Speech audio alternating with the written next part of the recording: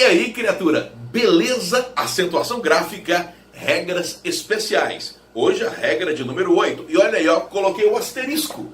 O que quer dizer que eu tenho uma regra que foi alterada pela reforma ortográfica lá de 2008, pela nova reforma ortográfica. Valeu? Agora, preste atenção.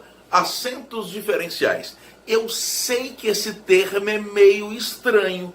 Porque no fundo, todo acento tem que ser diferencial.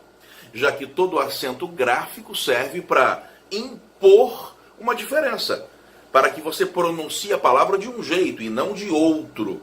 Só que o que nós chamamos de acento diferencial é aquele acento que serve para diferenciar não um conjunto de palavras, não um caso de palavras que obedeçam a uma regra de oxítonas terminadas nisso ou paroxítonas terminadas naquilo. Não.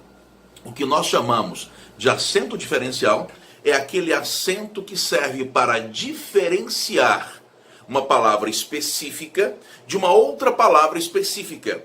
E eu vou falar para você sobre os acentos diferenciais que desapareceram. Na verdade, todos menos um, não é? Todos menos um. Por exemplo, antigamente, acentuava-se graficamente o verbo para, a forma verbal para, só para diferenciá-lo da preposição para, só para isso, só para diferenciá-lo da preposição. Então, havia esse acento gráfico, certo?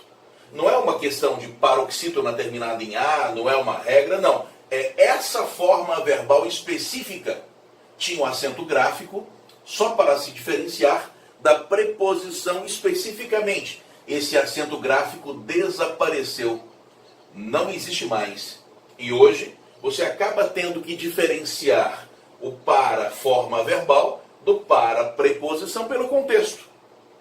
Antigamente, por exemplo, usava-se o acento gráfico em pera, substantivo, a fruta, pera, para se diferenciar de uma preposição que nem é usada mais, pera, que nem é usada mais. Aí, nesse caso, a gente até entende, né?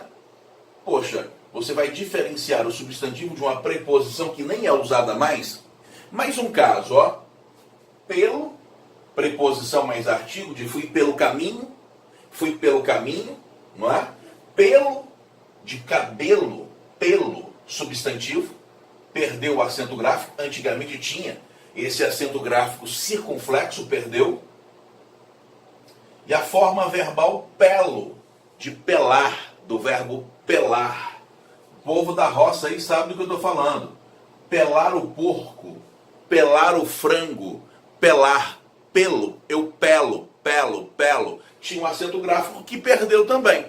Então, hoje em dia, você é obrigado a diferenciar o pelo de fui pelo caminho, do pelo, substantivo, do pelo, verbo, não é? Na escrita você diferencia pelo contexto. Na verdade mesmo, desses acentos diferenciais, o único que ficou mesmo foi esse aqui, ó. O por, da forma verbal por, para se diferenciar da preposição por. Esse foi o único que ficou, o único acento diferencial que ficou. Por quê? Porque os gramáticos entendem que, nesse caso, a possibilidade de haver confusão, dúvida, vai ser muito maior. Se eu falo, por exemplo, vou pôr um caminho, eu não sei se eu vou pôr no sentido de eu vou fabricar um caminho, de eu vou construir um caminho, vou pôr um caminho, ou se eu vou pôr no sentido de vou passar pelo caminho.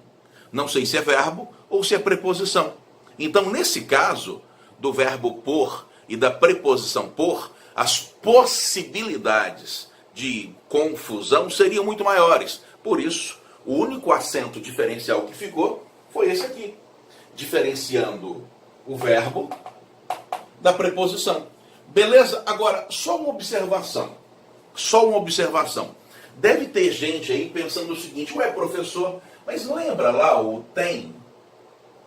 Forma singular do tem, forma plural, o vem, forma singular do vem, forma plural. Isso não seria um acento diferencial também? A maioria considera que não, porque nesse caso O acento gráfico está diferenciando uma forma do verbo ter de outra forma do verbo ter. A maioria só considera como acento diferencial aquele acento que diferencia uma palavra de outra palavra. E nesse caso, esse tem e esse tem são a mesma palavra em flexões diferentes. O mesmo acontece com o verbo ver. Ele vem, eles vêm. É um acento que não consideramos como diferencial. Eu sei que no fundo, a gente sabe que é um acento que diferencia. Mas não entra na classificação de acentos diferenciais. Porque o acento diferencial diferencia uma palavra de outra palavra. E esse acento está diferenciando o plural do singular na mesma palavra. Beleza? Agora, preste atenção. Outro caso assim, ó. Ele pode e ele pôde. Esse aqui também é muito usado para diferenciar a forma verbal no passado da forma verbal no presente do verbo poder, que também não vai ser chamado de acento diferencial. Por que não? Porque pôde e pode são a mesma palavra em flexões diferentes. Só consideramos acentos diferenciais mesmo aqueles acentos que diferenciam uma palavra de outra palavra. Fechou? Tranquilo? Anotou aí? Um abraço!